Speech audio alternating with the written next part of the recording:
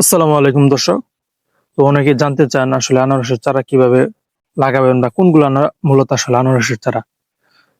আসলে আপনাদেরকে দেখাই, দেখেন এখান থেকে আনারস সংরক্ষণ করা হয়েছে, হারভেস্ট হয়েছে।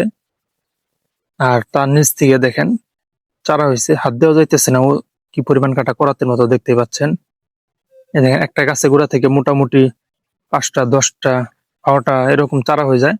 তবে এবারে যে মানে বছর শেষে যখন লাগানোর সময় হয়, যখন আমরা চারা লাগাই মূলত বৈশাখ জ্যৈষ্ঠ মাসের দিকে, তখন মোটামুটি একটা গাছ থেকে মোটামুটি 4টা 5টা করে এই জাতের আনারসের ভিতর সংরক্ষণ করা যায় চারা, বড় চারা।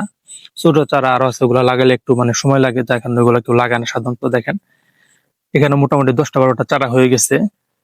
আর চারাগুলা দেখেন কি পরিমাণ করাতের মতো, একদম হাত দেওয়া যায় না। এটা হলো মূলত জলরঙি জাতের একটা আনারস। তবে ক্যালেন্ডার জাতের যে আনারসটা, ওইটার ভিতরে আসলে এই পরিমাণে কাটা হয় না। আর আনারস খাওয়ার পর মূলত এরকম ভাবে রাখা হয়, যত্ন দেওয়া হয় না, আগাছা হয়ে যায়। কিন্তু তার পরবর্তীতে দেখেন ওই সাইডটা এই সাইডটা মোটামুটি জুড়ে দেওয়া হয়েছে, এইভাবে পুরো বাগান জুড়ে দেওয়া হবে। মানে আনারসের যে মূল গাছের যে পাতাগুলো, ওগুলা কেটে দেওয়া হবে যাতে একটু পরিষ্কার হয়। আর আগাছাও কিছুটা পরিষ্কার করে দেওয়ার পরে দেখেন এই অবস্থা, মানে চারপাশ যে জুড়ে দেওয়া হয়েছে। এখন চারা হবে এখান থেকে, এটা আগামী বছর লাগানো যাবে এখান থেকে চারা।